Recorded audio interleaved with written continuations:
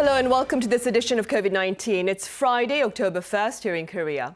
Relevant indicators remain positive about the health of the local economy, and officials are now pledging to focus efforts on ensuring the livelihoods of people affected by the pandemic. We have more later on in the program. Here first are the latest COVID-19 tallies for Korea and elsewhere.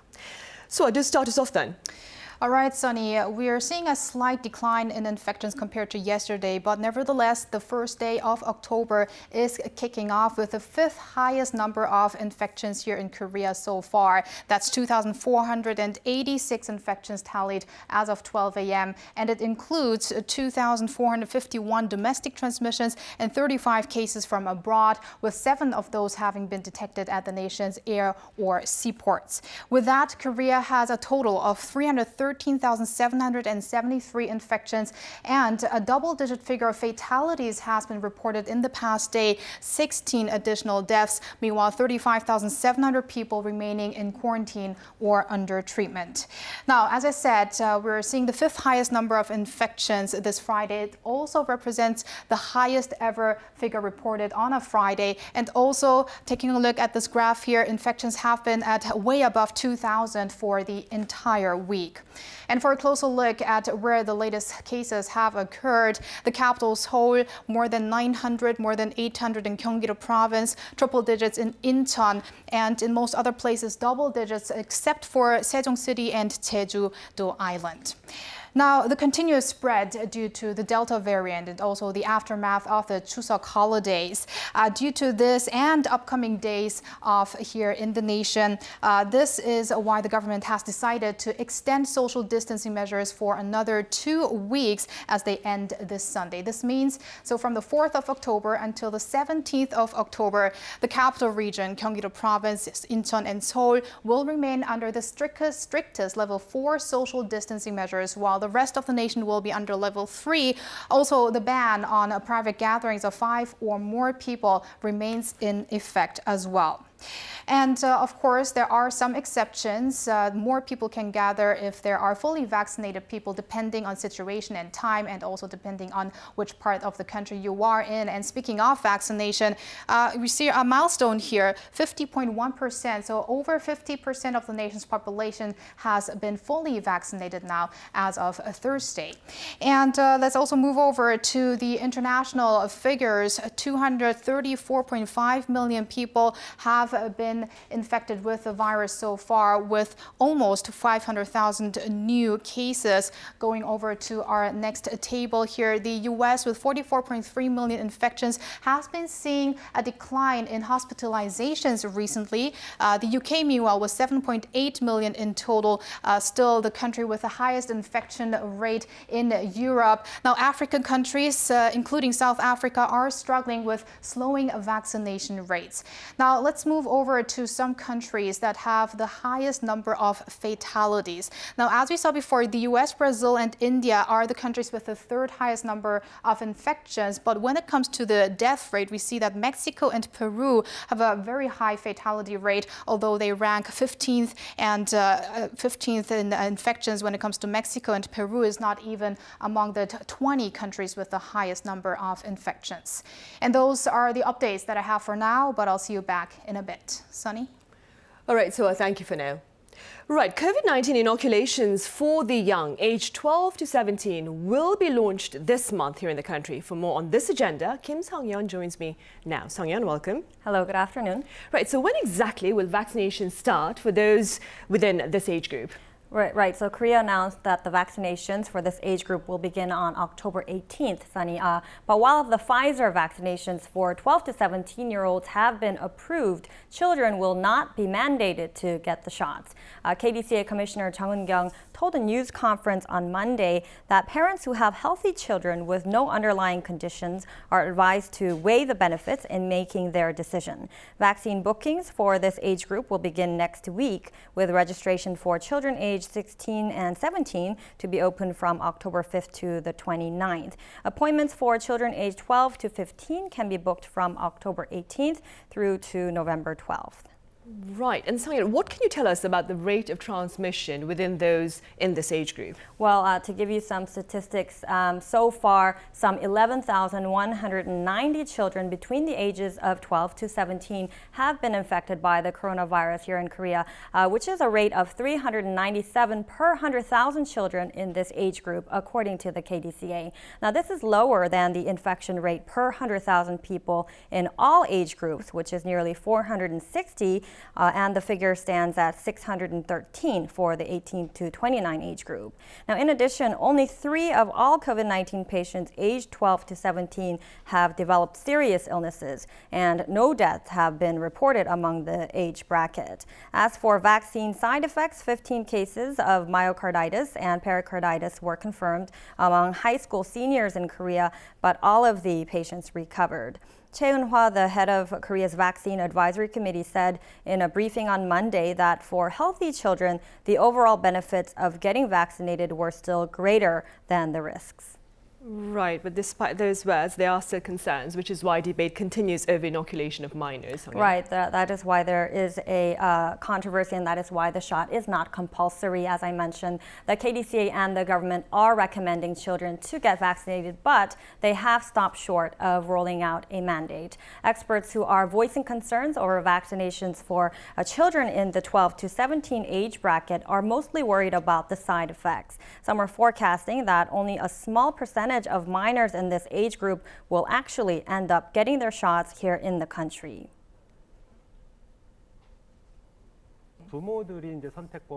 Parents will have to choose whether or not to get their children vaccinated, but they may feel uneasy and opt to take things slow, given the side effects associated with mRNA vaccines like Pfizer's.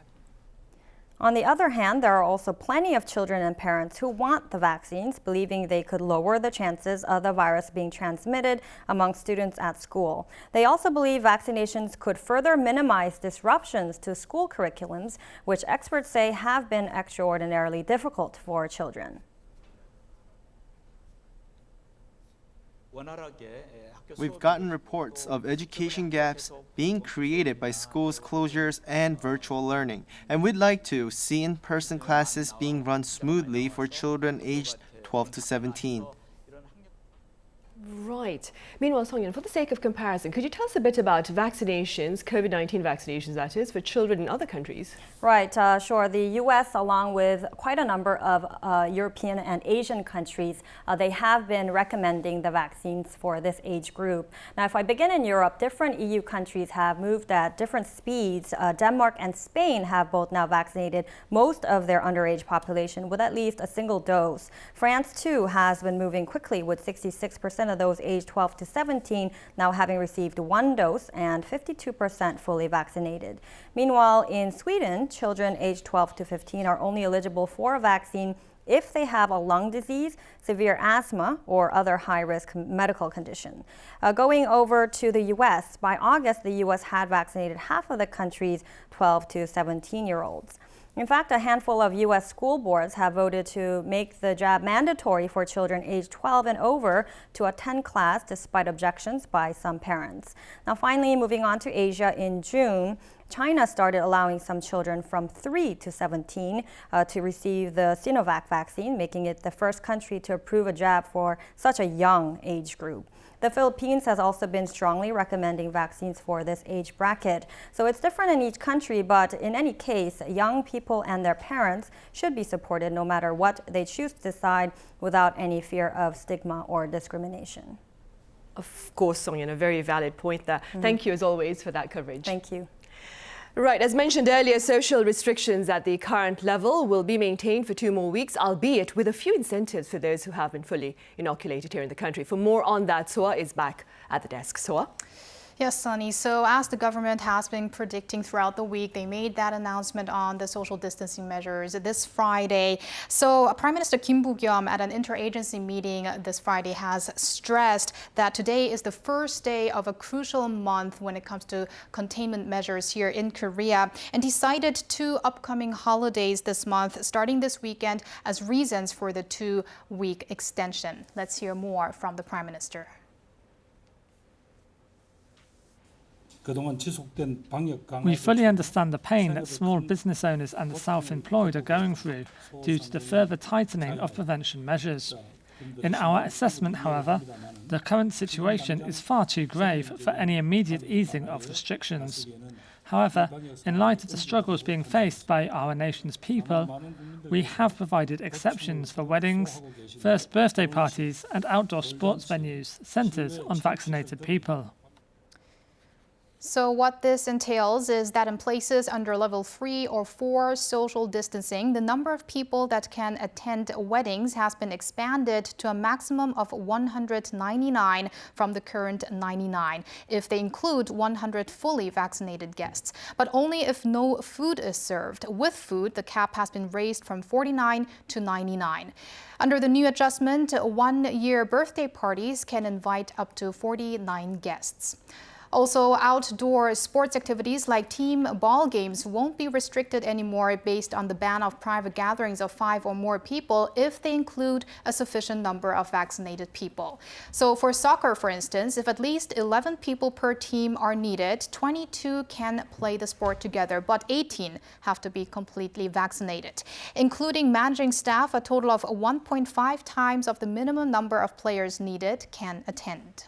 Right, so essentially these measures look to pave the path to a phased return to normality, right? Yes, we could say so, as officials have been becoming more confident on that kind of strategy with the growing vaccination figures. Now, Prime Minister Kim Buk-gum earlier noted that as of Thursday, more than 58% of those aged 18 and above have received their second shot. I mentioned earlier that the number of the total population has also surpassed 50%. So if inoculations continue to proceed smoothly, this is what we can expect.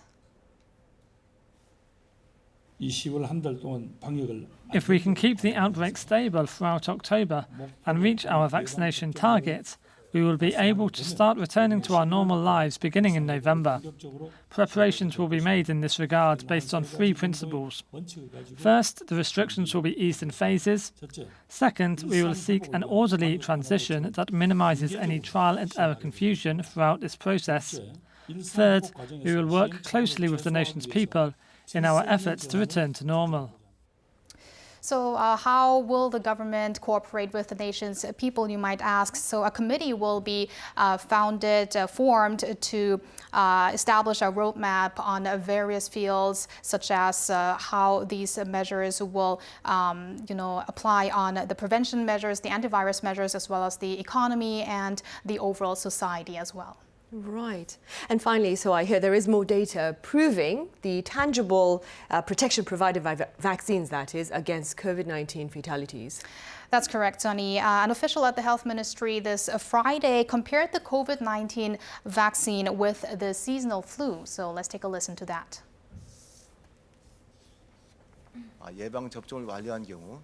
The fatality rate among people who have completed their vaccinations is dropping significantly. Based on an analysis of 110,000 patients from May to August, the fatality rate stood at 0.14%, around twice that of the seasonal flu, which is a notable decline. In the case of unvaccinated people, the fatality rate is around 6 to 7 times higher than compared to influenza. Wow, so that comparison itself makes the potential danger of COVID-19 if you don't get vaccinated quite tangible. Right, so let's do hope that more people that have yet to make their registrations for the vaccination to cooperate on this front. Right, so thank you for that. Thank you. Right, we've ushered in the first day of the fourth quarter here in this part of the world, and in this next segment we take a look at efforts on the economic front in quite a few countries aimed at ensuring to ease the repercussions of a prolonged pandemic. Our G. Abby Lee joins me now with details on that. Welcome, Abby. Welcome, G, that is. Thank you, Sunny, and hello. Let's turn to the United Kingdom, where the government has vowed to continue supporting those in need. Chancellor Rishi Sunak reflected on London's efforts to prop up domestic businesses Thursday during his visit to a factory in Yorkshire. Well, today is an important day. It marks the end of the furlough scheme. And as I look back, I'm really proud of the furlough scheme and proud of what it accomplished, which was protecting millions of people's jobs up and down the country at a really difficult time. I'm also really proud of everyone who's displayed such resilience over the past 18 months to get through this. The furlough scheme is officially known as the Coronavirus Job Retention Scheme.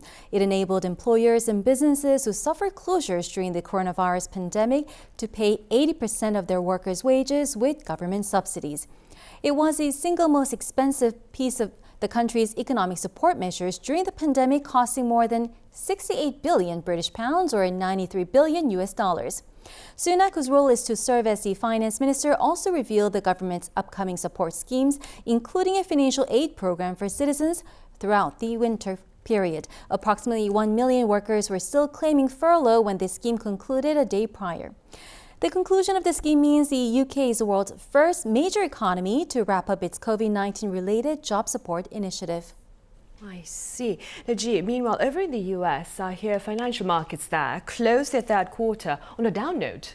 That's right. So all three major indices on Wall Street ended lower on Thursday and posted their worst quarters in a calendar year. This follows a tumultuous period racked by coronavirus concerns, inflation fears, and budget wrangling in Washington. This expert says more of the same is expected. I think you still have a fair amount of negative news in the market that people are overall concerned about. Another shutdown of the federal government is a real concern. I think the market may have even priced in the Biden administration's very large infrastructure bill and what that would have meant for the overall economy, employment, et cetera. And it's looking like that bill is getting hung up in the dysfunction in Washington. On Thursday, the Dow Jones Industrial Average fell 547 points or 1.6% to 33,844. The S&P 500 lost 52 points or 1.2% to 4,308. And the Nasdaq Composite dropped 64 points or 0.44% to 14,449. Now, that's not all. According to a recent Duke University study, America's racial wealth gap have ballooned to somewhere between 11 to 13.5 trillion US dollars during the pandemic.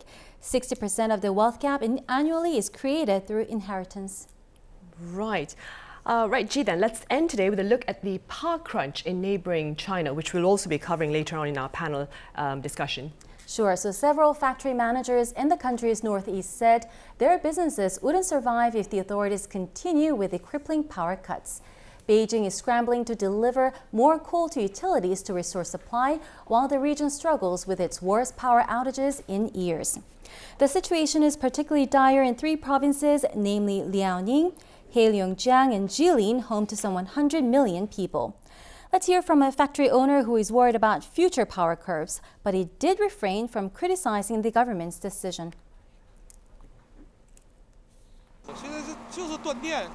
Right now, there are power cuts. Electricity is really important to us all in our daily lives or small companies. We aren't even a small company. We're just a processing factory. Anyway, I think as long as we can afford it, we're willing to cooperate because the country needs it. Since last week, more than 100 companies have notified markets of production suspensions over the cuts.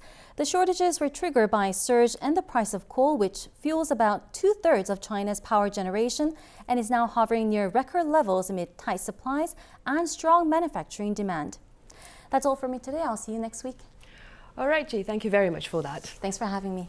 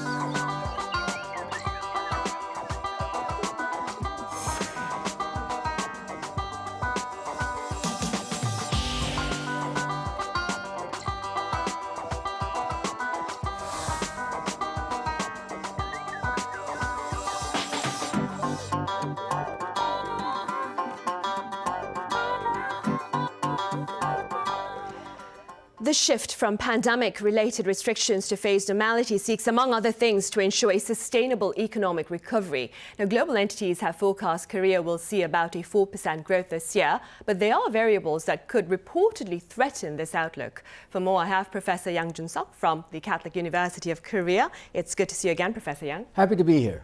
And I also have Professor Oh Jun-seok from Sookmyung Women's University. Welcome back, Professor Oh. Thank you for having me.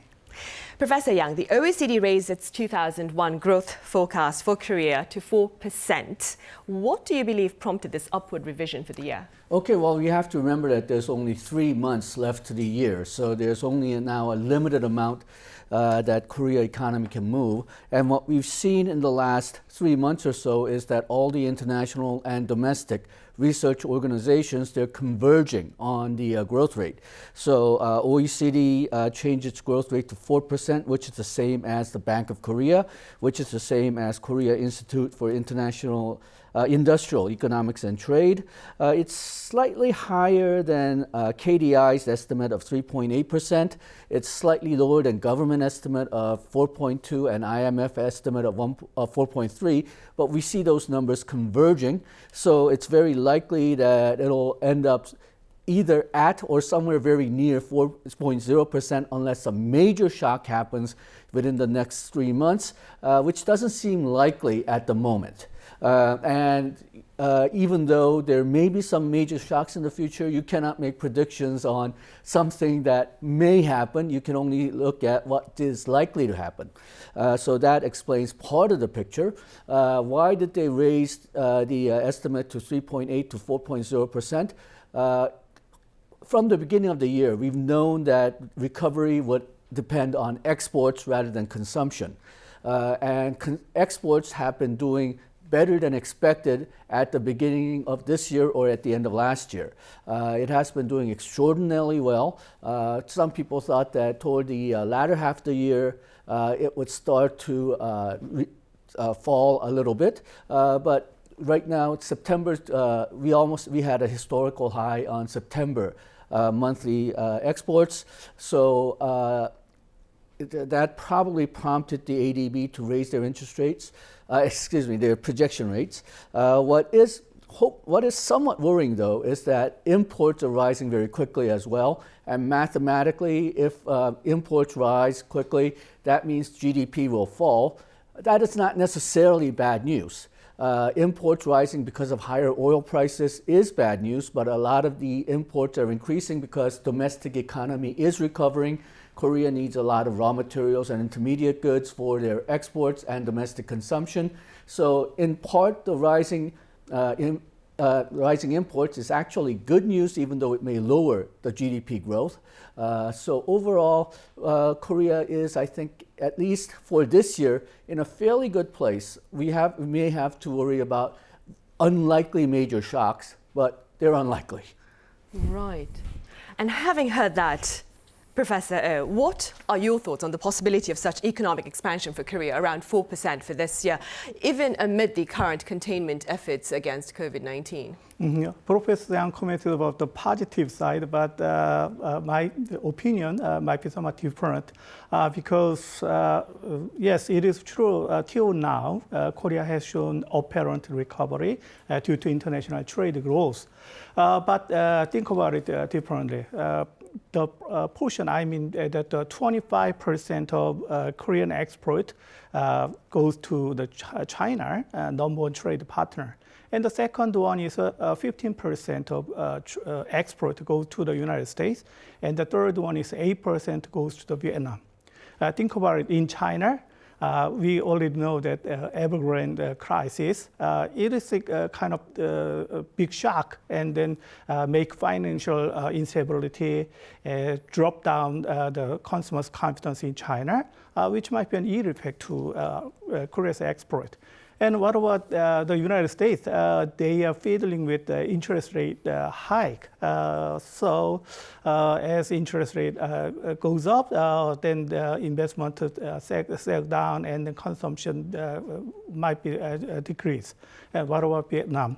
Resurgence of COVID-19, and then they are struggling with coping those kind of matters. One thing we have to know about is the Korean domestic economy itself.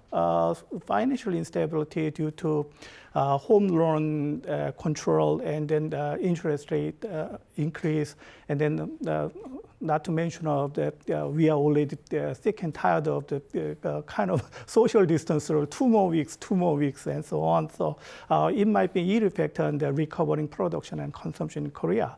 So I might say that, as Professor Yang commented about, if there is not much big shock, it is possible to attain 4%, but there is a dark side as well. Right, and we'll touch upon more on that dark side in a little bit. But first, the Asian Development Bank, for its part, has also maintained its growth forecast of 4% for Korea for this year. Now, I now have Director Abdul Abiyad at the bank to tell us more about this. Mr. Abiyad, pleasure to see you again. Pleasure to be here. Right, let's begin then with the Asian Development Bank's decision to hold steady its outlook for Korea. And do tell us a bit about the bank's prospects for the greater Asian economy this year. Sure, happy to do that. I mean, Professors Oh and Yang have already talked about Korea's prospects. You know, we maintained our 4% forecast because of strong exports, including today's data release, but also on the domestic front, solid private investment and recovering consumption. Plus, you had that supplementary budget passed in July. So let me talk instead about developing Asia more broadly. In our Asian Development Outlook report, which was released last week, we forecast growth of 7.1% for developing Asia. And that's really driven by strong growth in 2 of the largest economies. In China, we project 8.1% growth. And for India, we project 10% growth for their fiscal year. So 2 largest economies growing quite well. In contrast, though, Southeast Asia is not faring very well. We've downgraded our forecast for Southeast Asia to 3.1% because of outbreaks and relatively slow vaccine progress in key economies there, including Indonesia, the Philippines, Thailand, and Vietnam. Mr. Abiyad, aside from the challenges then posed by COVID-19, what are some of the other potential variables to economic growth here in this part of the world? Yeah, so what's driving the outlook for Korea? They're the same factors that are driving the outlook for the rest of the region. I mean, so one is strengthening global demand. So Korea is really a bellwether for the rest of the region. And as mentioned, Korean growth has been strong. And what we're seeing is that there's been an expansion in the recovery of global demand across different products and across economies. It used to be concentrated in pandemic-related goods, health and medical supplies, and then expanded to electronics. But now you're seeing an increase in demand for machinery, vehicles, textiles, and garments, and the like. And so that's good for many of the economies region, for many of the region's economies. The one soft spot is still tourism, which remains depressed amid continued travel restrictions. And really, the biggest factors that continue to shape the outlook for the region are, on the pandemic front, vaccine progress and outbreak containment. I just mentioned Southeast Asia, where we downgraded forecasts because of continued outbreaks there and slow vaccine progress, but we actually raised our forecasts for East Asia because they've done well on those fronts. And another factor that's playing in is rising commodity prices, which are helping, let's say, Central and West Asian economies. Mr. Abiyad, very briefly speaking, what are your thoughts on the potential repercussions of the fallout in China with regard to the Evergrande situation and the oil crunch there affecting the rest of the economy here in Asia? Right. So the Evergrande situation really requires careful monitoring, not so much because of Evergrande itself. The Chinese banking system's buffers are sufficient to withstand the shock of Evergrande's size. Most other property developers in China are in better shape. In terms of the potential liquidity crunch that might occur, because of financial panic, the PBOC, the People's Bank of China, is already responding and has been injecting liquidity. And the Chinese authorities have many levers under their control to make sure that the situation doesn't worsen. The reason we do need to keep an eye on it is because of it's symptomatic of problems in China's wider property sector.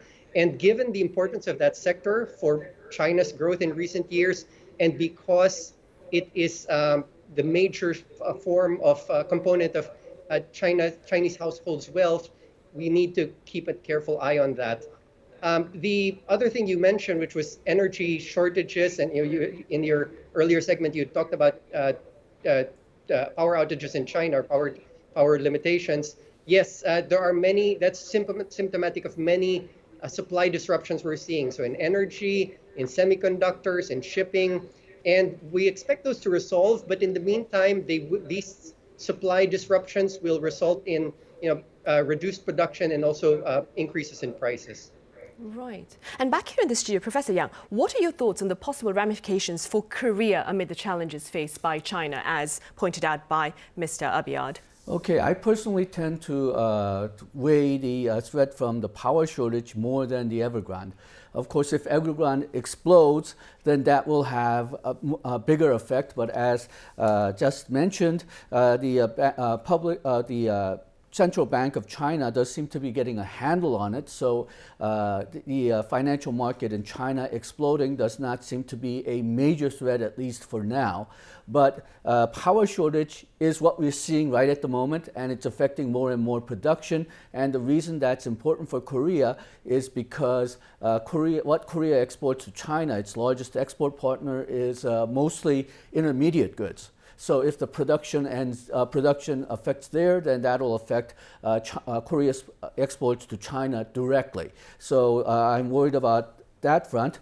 More generally, I'm worried about bottlenecks and transportation problems overall. The electricity problem is one asset of that bottleneck problem, where we don't see a even production of raw materials and intermediate parts that not only Korean firms but international supply chain requires, and that probably will not work itself out until the coronavirus vaccine, people are vaccinated not only in Korea but all over the world. And same thing applies to transportation. We're seeing a lot of shortages, especially in marine transportation, which may affect Korea's exports as well. There has been some reports that a lot of international shippers are bypassing Korea because they'd rather go to China because they're paying higher premium for their transportation prices. And because they have much more volume, they can fill up the ships much more easily than they can in Korea. So that is second aspect that I am worried about. Third aspect that I am worried about, perhaps not as much as these other problems, is the possible U.S. default. While that is a low probability event, if it happens, then you'll see a major disruption in the U.S. market. So that is something I don't think we need to be really extraordinarily worried about, but it is something that we need to keep in mind, and we need to keep an eye on that. So those are the effects that I'm watching out for this year, actually. Right. Mr. Abiad, looking ahead, your bank predicts Korea's economy will see a 3.1% growth in the year 2022. What variables then may hamper this prediction? Well, they're the same factors. So we've been talking about the risks to the economy, and so again, I don't think it'll happen given that Korea's now reached 50% full vaccination and 3/4 at least partial vaccination. But there's always the risk of new variants leading to new outbreaks, waning vaccine efficacy, and issues like that. And obviously, we're seeing problems in other countries, in many of Korea's main trading partners, that may then dampen external demand and weigh on Korea's economy. Right, and staying with Korea's economy, Professor, back in August, the Financial Supervisory Service head, Chung Eun-bo, warned about the possibility of a perfect storm of risks disrupting financial stability. Do you share the sentiment? Basically, I have the same understanding of the market with Governor Chung. And then let's take a moment that the Minister of Finance, he commented that the Korean government will do all it possible to revitalize the economy. And he added that he emphasized financial support for the small shop owners and then emergency relief fund. but which might be interpreted as economic-wise. He keep injecting liquidity air into the economic balloon more and more, which is inflated already. So briefly speaking, inflationary pressure moves the interest rate up, and then interest rate changes are directly linked with foreign exchange currency rate instability within the framework of international Fisher effect. So when, as Mr. Abiad comment about the Evergrande crisis in China, it casts down uncertainty in the global financial market, and then financial instability and financial vulnerability might be a burden. So in this sense, that it will be better for us to prepare the worst case scenario because capital pride of a global investor could cause, as he named, for a perfect storm.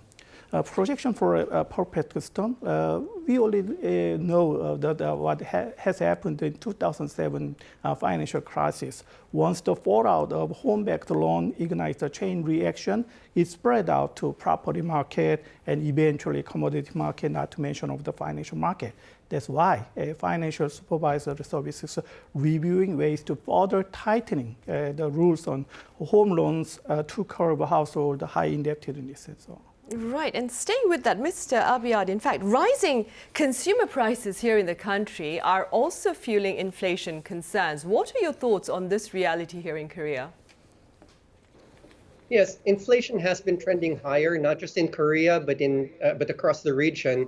And a lot of that is being driven by the rising oil and commodity prices that we mentioned earlier, and also the persistent supply chain bottlenecks that we've been referring to and that you had earlier in your show. In Korea's case, there's also the additional factor that the recovery is more advanced than elsewhere in the region, which is why the Bank of Korea already raised its policy rate in August. You contrast that with the situation in much of developing Asia, where while rising energy and commodity prices have pushed inflation up, there's still a lot of economic slack and there's less underlying inflationary pressure. So inflation is in different stages of the cycle in Korea and in the rest of the region. I see. All right, Mr. Abiad, as always, thank you for your time and your thoughts. Thank you. Right, Professor Yang. So the costs of raw materials have been rising. We've settled that. How do you respond then to concerns that this upward trend may ultimately affect price competitiveness in the global market? Okay, well, because all the countries are facing this at the same moment, I don't particularly see that problem with price competitiveness because everybody's prices are going up. But what I do see some problem with is that this year, it won't be that much of a problem, even if everybody's prices go up, because I think a lot of that, what's taking place right now, a lot of the strong international demand we see is part of this pent-up demand, the so-called revenge spending that's been piled up since last year. If you read what comments by producers in the United States and elsewhere, they're not really concerned with price rises at the moment. They're more concerned with getting the parts that they need to produce because people will pay extra prices to buy these products. So this year, I'm not that worried. Next year, I am somewhat more worried because next year we'll have, first of all, interest rates will go up. That will probably mean that stock markets and other asset markets, the value will come down. And what we've seen before is that when people's housing prices come down, when stock prices come down, we have what's called a wealth effect. Because they feel that value of their wealth has gone down, they will start spending less. And then we have, I think, income distribution problem that will be coming from this year. As I said, growth rate I'm not too worried about. Distribution of income, I am somewhat more concerned about because if the growth is driven by exports, well, export sector is a big sector in terms of money. It's not that big sector as it deals with employment. So we'll have well-off people getting richer and people who are not so well-off getting poorer. And so next year, when this pent-up demand runs out, there's a real possibility that the fall of demand from the lower income will outweigh the demand from the higher income. And then next year, if everything goes as planned, then if not Korea, Korea should do this as well, but Korea, if not Korea, other countries will start reducing their government spending. And what we see in China is that when government stops or reduces its spending because there's no need for emergency spending anymore, we see the economy slowing down very quickly.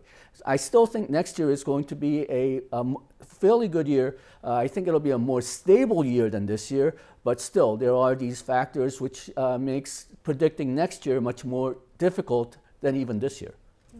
And talking about stability, Professor, what do you suggest that is as part of efforts to stabilize consumer prices? It is not that easy. As Professor Yang commented about the income inequality of distribution, there are many things to be counted on to curb down the inflationary pressure into a stable condition, especially under this kind of expansionary fiscal and monetary policies altogether. So I'd like to answer the question in two respects: direction and timing of the measures. As far as for the direction, there is a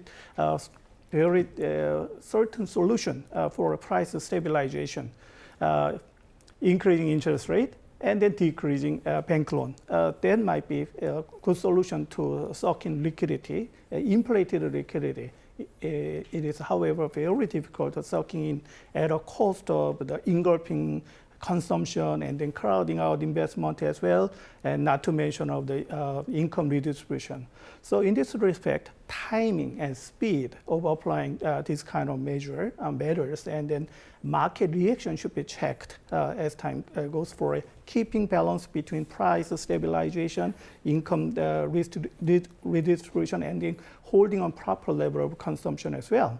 If not, there might be a kind of concerns and then discrepancies among fiscal policies and monetary policies might be in discord. As the government plan to implement the expansionary fiscal policy, while the Bank of Korea, they try to set to further tighten the reference rate, then this kind of the discord make a lot of another instability in the market. On a slightly bright note now, Professor, according to the Bank of Korea, consumer sentiment is looking up, having marked a rebound in September. Now, how do you explain this finding, and how does it look to affect domestic consumption in the days to come? Okay, well, I think right now people's changes in sentiments are perhaps overblown in a sense that there's a pessimistic news, people get depressed very easily. If there's an optimistic mood, then people get very optimistic very quickly. What we've seen is that even though last month we had a strengthened distancing and it's being extended, we're beginning to see the end of the tunnel. Right now, about 50% of people have completed 50% of the vaccination second shot. And while I think the government plans for normalization by November is too early, I think it's not unreasonable to see next year as being almost completely normalized. So I think people are getting very optimistic about that. They're looking forward to the end of distancing. They're looking forward to getting back to a normal schedule. And that increase in vaccination, I think, is the reason behind the rise in optimistic sentiments. Right, and very briefly speaking, Professor, household debt, like you mentioned, is yet another source of concern. Quite a number of banks have tightened their lendings. What is the status quo on that front? Very briefly. We already experienced that Korea's housing price have shown no sign of letting go. So more people have taken out a bank loan to buy homes. So in 2020, outstanding bank loan to local household come to $887 billion as of end August. So household debt grew 7.9% on year. Now the regulator aims to bring the annual increase to below 6% this year and below 5% next year, which is to reduce the vulnerability to financial crisis. Right. All right. Professor, as always, thank you very much for your insights. Professor Yang, thank you very much for your thoughts today. Thank you. Right, well, this marks our final edition of COVID-19. Starting next week, we come to you with a new title, the Daily Report, and a new layout that covers a broader range of news events here and elsewhere. Join us then.